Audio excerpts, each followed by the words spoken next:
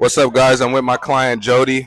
I just want her to share her experience with the training and what it's been like for herself over the last year and a half. So, Jody, I want you to talk a little bit about why you even reached out for training to begin with.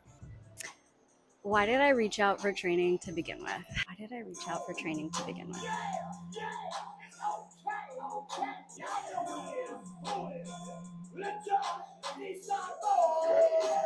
Why did I reach out for training to begin with? Like, what was going on at the time? At the time that I reached out to you, I was ready for a big change in my life. Like, I took a break from the work I was doing. I was a hospice social worker for a long time, and I was ready to close that chapter of my life. And I really took a radical sabbatical, is what I like to call it, where I spent time away from work. I was building my private practice as a new therapist, and I wanted to dive in taking care of myself, like mentally, but also physically. And I knew one of the best ways to take care of me was to have accountability. So I reached out to you to be my accountability buddy. And I feel like in this past year and a half, the most valuable things that you have taught me were not just how to work out, which is really important, but also how to like consistently show up day after day. And it was a lesson in starting over again and again without the harshness or the criticalness of like needing to start over again, but as like a way to practice discipline and like commitment to myself. And that was important to me. Now, talk to me a little bit about what was going on mentally for you, because I know that during that first year we did a lot of check-ins, right? She started off with private training, and then now she's making her own path in the groups now. So talk to me a little bit about what was going on mentally before you even reached out, and then where you're at now. You don't have to use specifics, but it's up to you.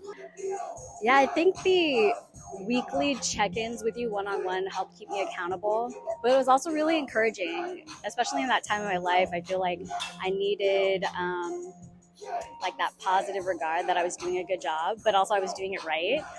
And that helped keep me accountable, but it also helped like affirm the work that I was doing. And what else? How else was that impactful? That was really impactful. Ask me the question again. What about how do you feel? So how do you feel about coming to the gym now versus before? I think my transformation with coming to the gym has grown a lot. At first it was let me say, I think the way that I built self-trust and self-responsibility and like a different relationship with myself was to keep these little promises to myself. And the little promises were just show up, just check in, right? And so by keeping those little promises to myself, I don't know, it has helped the relationship I have with me. Where now, before it was like, okay, just show up. But now it's like, oh, I need this to take care of myself. I need this to feel better throughout my day.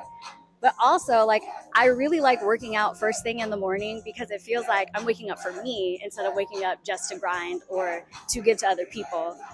And yeah, in this new part of my life, I want to wake up and I want to do things for me first. And then what I have, I want to give from a place of like joy and love versus like self-sacrifice or like feeling empty or like I have to, because I really don't have to.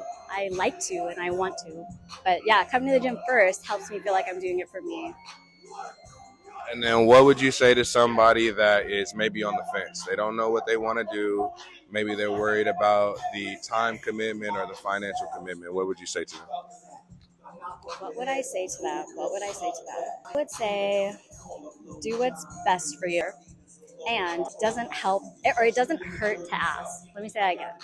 I would say do what's best for you and it doesn't hurt to ask, because with Nate there's always an option C, right? Maybe you can't do personal training, which can be expensive, but is a good investment in yourself and your time and your money. And he has other options, right? Like there's semi-private training and then there's group training, but then there's also one-on-one coaching.